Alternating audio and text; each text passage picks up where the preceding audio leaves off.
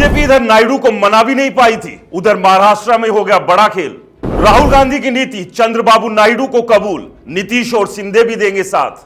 दोस्तों, बीजेपी की बला आखिर टलने का नाम नहीं ले रही है। एक मुसीबत इधर जाती है तो दूसरी दूसरे दरवाजे से दस्तक दे जाती है। दोस्तों, अब आखिर ऐसा क्या हुआ कि चंद्रबाबू नायडू ने महाराष्ट्र में गजब खेल कर दिया। आखिर महाराष्ट्र में बीजेपी बैकफुट पर आकर के फंसती हुई क्यों नजर आ रही है? आखिर चंद्रबाबू नायडू का वो कौन सा दाव है, वो कौन सी तलवार है जिसकी बुनियाद पर महाराष्ट्र में एकनाथ शिंदे और अजीत पवार ने बीजेपी के सामने एक लकीर खींच दी है, मानो लक्ष्मण रेखा हो। आखिर राहुल गांधी की कौन सी नीति चंद्रबाबू नायडू ने अपनाई कि अखिलेश यादव ने, एक बड़े नेता ने महाराष्ट्र में फडणवीस सरकार के सामने मुश्किलें खड़ी कर दी? क्या यह मुश्किल इतनी बड़ी है कि महाराष्ट्र में बीजेपी के सामने एक अंधकार पैदा कर दिया है? दोस्तों, पूरी कहानी आपको समझाते हैं। दरअसल दोस्तों, इधर मोदी शाह अभी आंध्र प्रदेश के मुख्यमंत्री को मना भी नहीं पाए थे कि उधर महाराष्ट्र में एक अलग तरह की स्थिति बन गई और कहा यह जा रहा है कि पहले अपने प्रदेश आंध्र प्रदेश में चंद्रबाबू नायडू ने बीजेपी को फंसाया और अब उन्होंने महाराष्ट्र में भी फंसा दिया। एक तरह से बाबू के साथ जैसे बीजेपी खेल कर रही थी, बाबू ने बीजेपी के साथ उल्टा खेल कर दिया। नायडू ने राहुल गांधी की एक नीति क्या अपनाई कि बवाल खड़ा हो गया।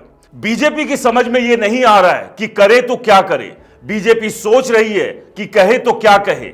कहा तो यह तक गया कि बीजेपी के कई बड़े नेता नायडू को अपनी बात समझा कर अपनी लाइन पर लाने की कोशिश कर रहे हैं, लेकिन चंद्रबाबू नायडू तो राहुल की राह पर चल पड़े हैं, मानो मंजिल कुछ और ही हो।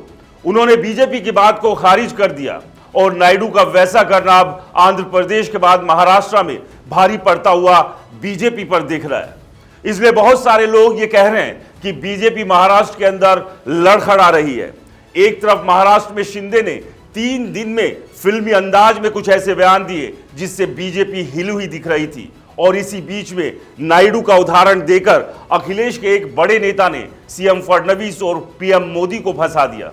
दरअसल समाजवादी पार्टी के नेता अबुल आजमी ने जो किया उससे बीजेपी, मोदी और फडणवीस को समझ नहीं आ रहा कि वो करे तो क्या करे। और इधर महाराष्ट्र के डिप्टी सीएम एकनाथ शिंदे, जो कि पहले से नाराज है, जिनसे पूछना पड़ रहा है प्रधानमंत्री नरेंद्र मोदी को सब कुछ ठीक तो है ना, तो एकनाथ शिंदे, नायडू और नीतीश, राहुल मानो मुस्कुरा रहे हैं, मानो मन ही मन लड्डू फूट रहे हैं और कह रहे हैं कि अब मोदी शाह क्या करेंगे।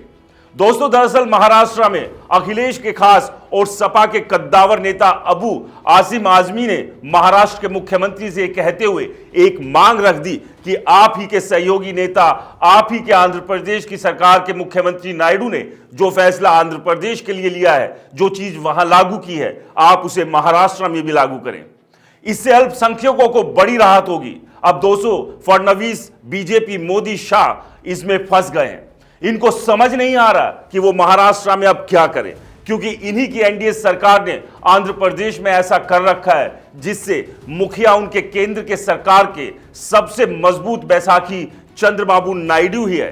अब बीजेपी इस मांग को माने या खारिज करे ये समझ नहीं आ रहा, क्योंकि बीजेपी ने इसे तेलंगाना में जम करके इसका विरोध किया, जहां पर कांग्रेस की सरकार है, और आंध्र प्रदेश में इस पर चुप्पी साध रखी है, जहां नायडू मुखिया है। क्योंकि दोस्तों, तेलंगाना में जो फैसला राहुल गांधी के प्रति या राहुल गांधी की सोच वाली नीति को कांग्रेस पार्टी ने किया, उसे बीजेपी ने एक तरीके से तुष्टीकरण की नीति बताया, जमकर के विरोध किया। सोशल मीडिया से लेकर मीडिया तक सड़कों पर जमकर विरोध किया गया। नायडू ने अपने तरीके से आंध्र प्रदेश में वो फैसला ले लिया, राहुल की राह पर वो अब चल पड़े। अब दोस्तों, अबू आसिम नाजी ने महाराष्ट्र में ये डिमांड करके, अपील करके अल्पसंख्यकों के लिए और बीजेपी और फडणवीस को एक ऐसी स्थिति में लाकर खड़ा कर दिया है जहां पर उन्हें फैसला लेना है। दरअसल दोस्तों, कहा जा रहा है कि महाराष्ट्र में एकनाथ शिंदे और अजीत पवार भी इस फैसले से सहमत दिख रहे हैं।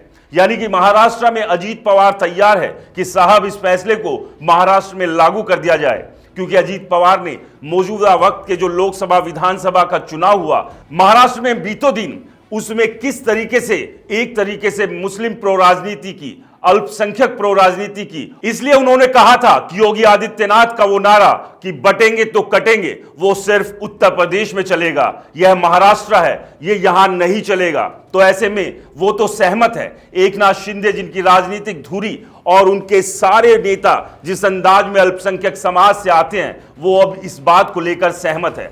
नीतीश कुमार जिनकी राजनीति में भी अल्पसंख्यक कहीं ना कहीं एक मजबूत पायदान के तौर पर है, एक मजबूत पिल्लर के तरीके से हैं, उनको भी इस बात से दिक्कत नहीं और शायद हो सकता है आप जल्द ही उनको भी यह फैसला लागू करते हुए देखें, क्योंकि विधानसभा का चुनाव बिहार में जल्द होना है। ऐसी स्थिति में इन तमाम चीजों के बीच में नीतीश कुमार ऐसा फैसला लेते हैं तो फिर बीजेपी करेगी क्या? क्या कर सकती है? शायद कुछ नहीं, क्योंकि बीजेपी ने तो अजीत पवार के सामने घुटने टेक दिए थे।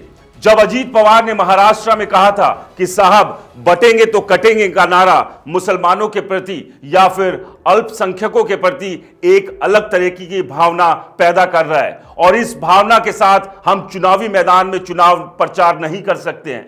हम सबको साथ लेकर चलने की बात करते हैं। अब ऐसी स्थिति में अबू आजमी ने जो डिमांड की है, उस डिमांड से बीजेपी तो अंदर तक तिलमिला गई है। दोस्तों, आपको क्या लगता है, रमजान के पाक महीने में मुसलमान भाइयों को सहूलियत देना सही है? क्या आंध्र प्रदेश की तरह बिहार, महाराष्ट्र या अन्य राज्यों में भी इसे लागू करना चाहिए?